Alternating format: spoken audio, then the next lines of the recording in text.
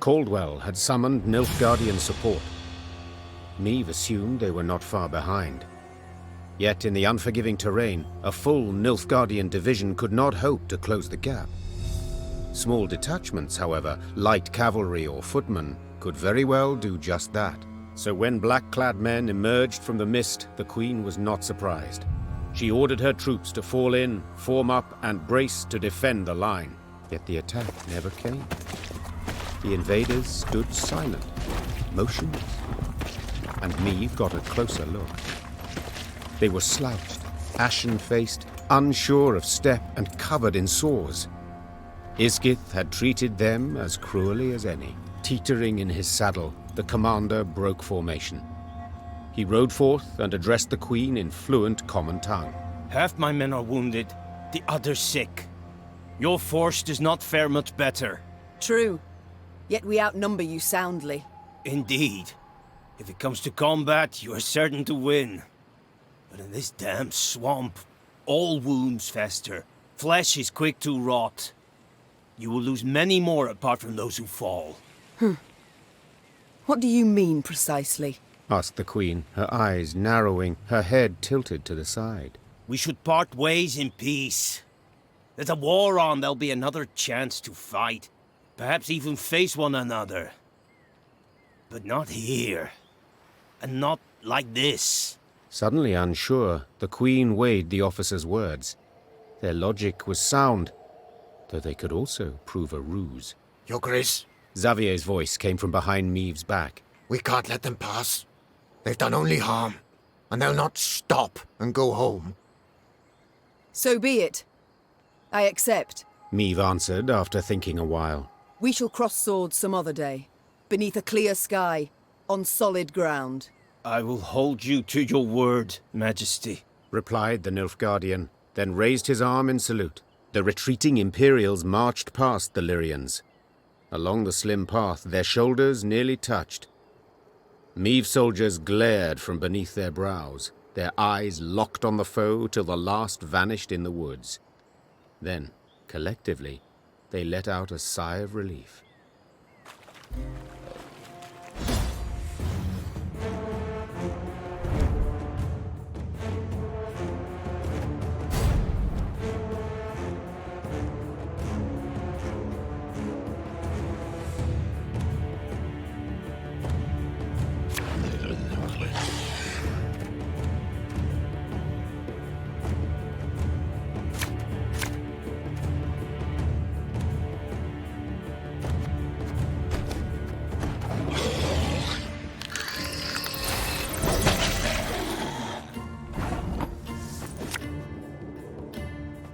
Watch your heads!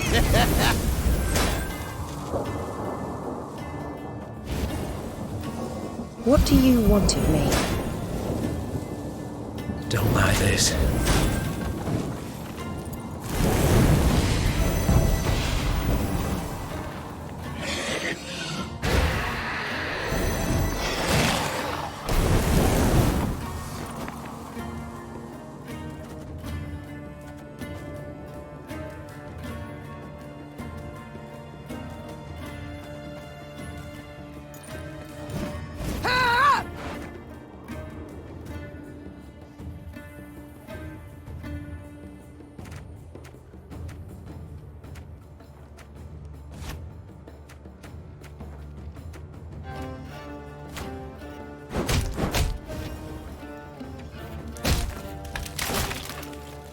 Cursed traitors. As today the day?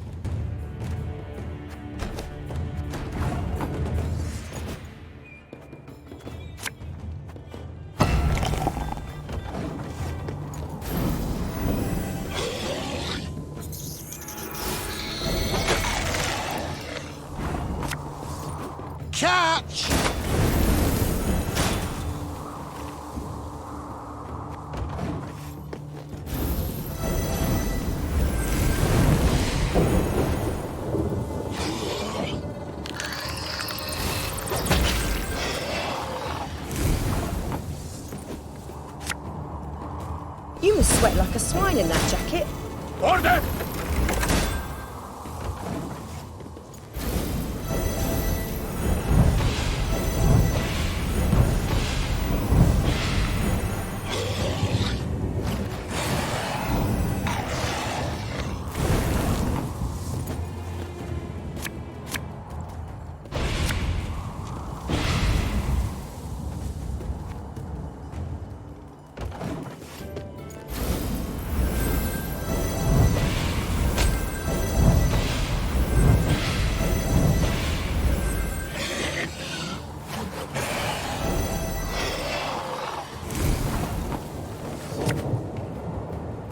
Wanna know why I got my scar?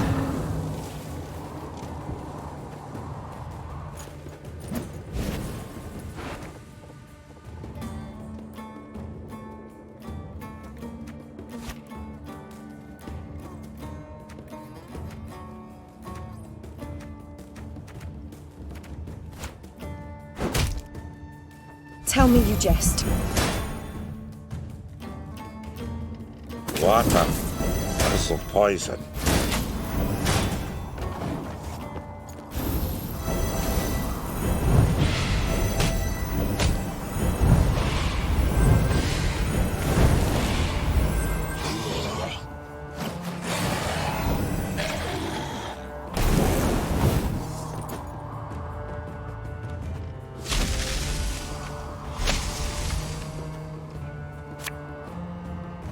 I'd hoped we could solve this some other way.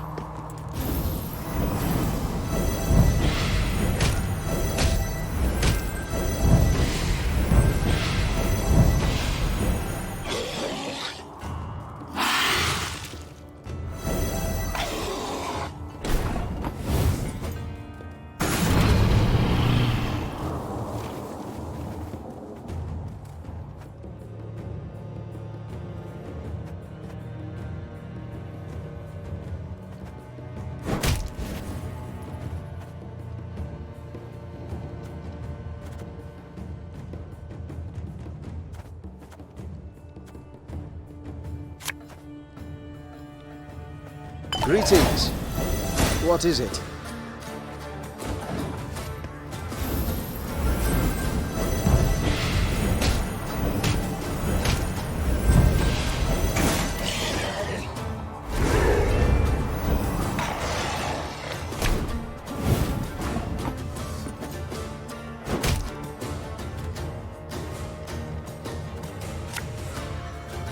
Thing about slings, they hide well.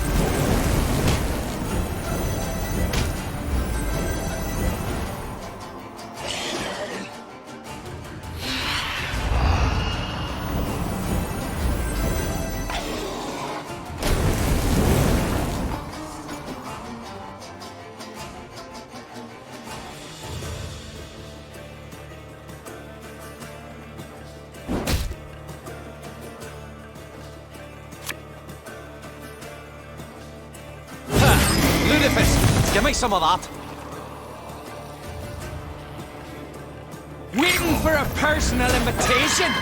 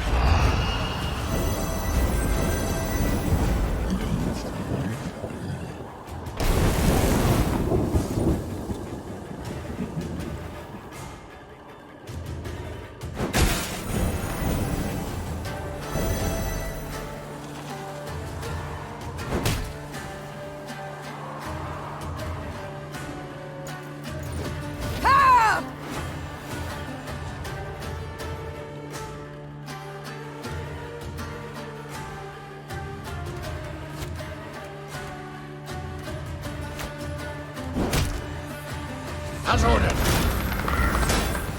Hey?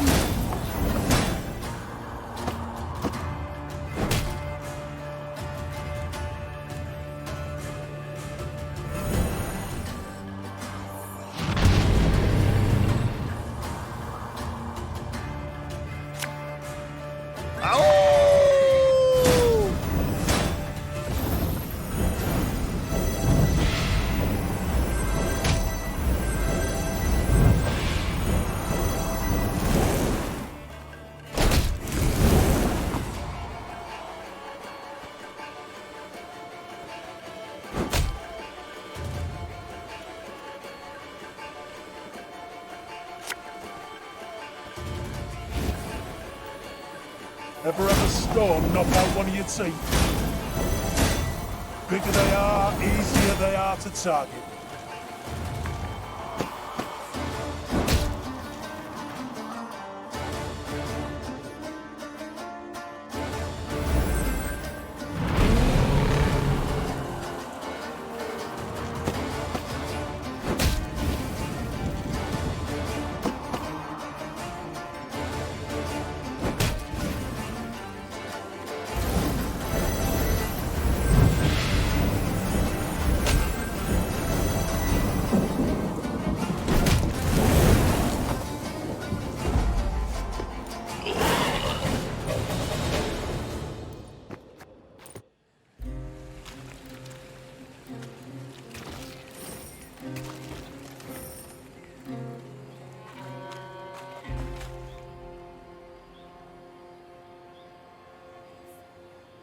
The Lyrian force had reached the very heart of Isgith. From every branch, vine, and shrub hung leeches and ticks by the dozen. Swollen with blood, their abdomens glistened, glowing red in the misty air. Air so putrid it set Maeve's head to spinning. She paused at a moss-covered boulder, pressed her flushed forehead against its cool surface. Her soldiers passed by, pallid, filthy, drained. She wished to say something, lift their spirits. But instead a cough rattled her breast. Suddenly, splashes, all around Maeve in the water. As if a rain of fist-sized drops had begun to fall. The Queen lifted her heavy gaze. Seemingly on command, ticks and leeches dropped into the warm, soupy waters, then clumsily wriggled off toward a dead alder grove. Maeve knew at once what skulked behind the trees. Gurnikora, Isgith's mistress, Isgith's queen. Weapons at the ready! The Queen roared. Close ranks! The Lyrians quickly converged, formed a wall of shields, and crouched behind them. Terrified, they stared as a multitude of eyes flashed open midst the branches while revolting, muck-covered beasts rose from the gurgling waters around. Maeve silently uttered a prayer. Hail, Melitele, great mother, maiden and crone, ever have us in your care.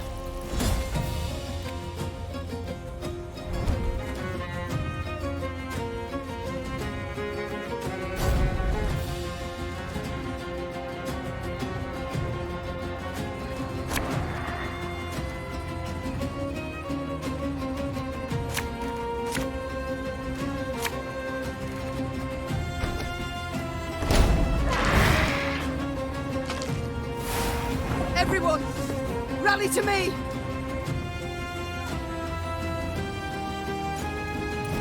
Ha!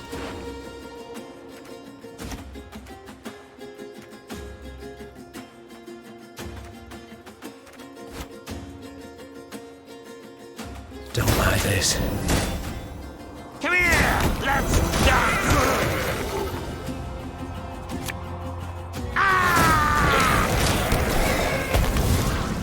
Majesty! These parasites! They feed on our blood!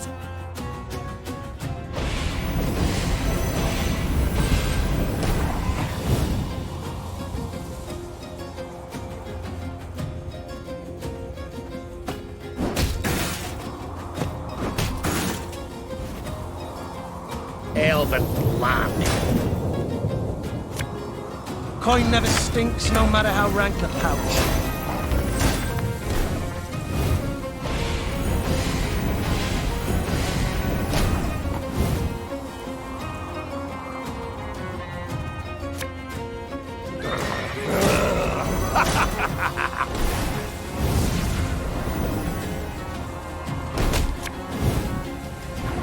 quickly the scales tip.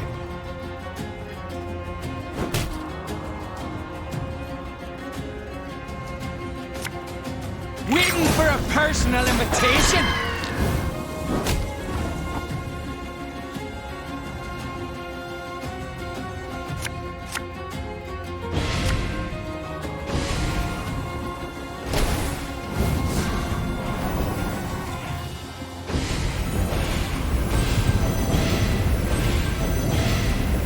These ghastly beasts can be slain. They can be overcome.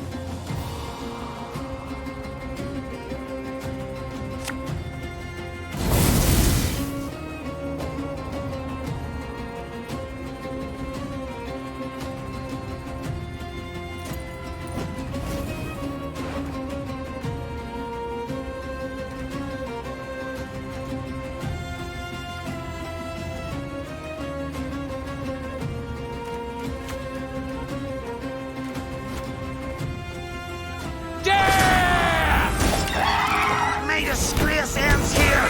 Timer wiped it away!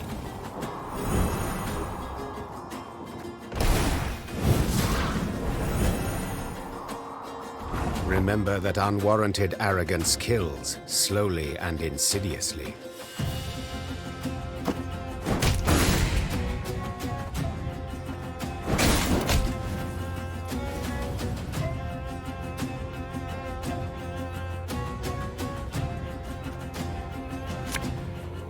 Ever have a storm knock out one of your teeth?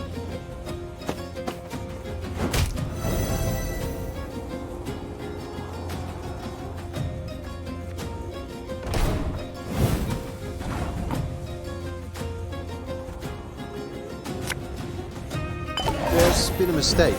I'm no mage.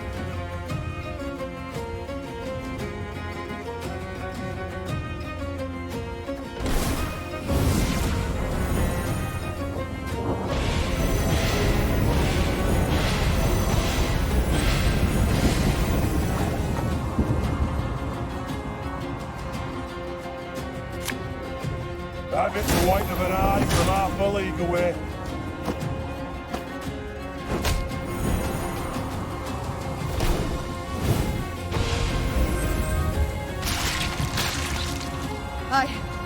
I believe it's dead. Of the battle in Isgith, Meve remembered very little. It seemed a nightmare, its details a haze, the sensations very real. Amidst a thick fog, she fought in a frenzy, desperately hacking at the scourge that advanced from all sides. In the end, silence fell over the swamp. Its boiling waters lay calmed. The ticks and leeches were gone, while Guernicora lay among rotting leaves, covered in blood, unmoving. But still a fearsome sight. Burn the corpse. Rasped the queen. And we move on. The soldier's eyes darted about in a series of silent glances. It took Meve a moment to realize the difficulty. They still feared it. Though the monster's lifeless body lay on the ground, they dared not go near. Were she to repeat the order, they would carry it out. Yet she did not wish to force that on them. Swallowing her own revulsion, she walked up to Guernicora's corpse and set it alight. The air soon filled with the suffocating stench of burning hair and flesh. Sparks belched out as melting fat fell on flame. Until finally, nothing was left of the bloody mistress but scorched bone. The Lyrians resumed their march towards the banks of the Yaruga. They forced their weary legs to maintain a swift pace and stole no second glance at what they'd left behind.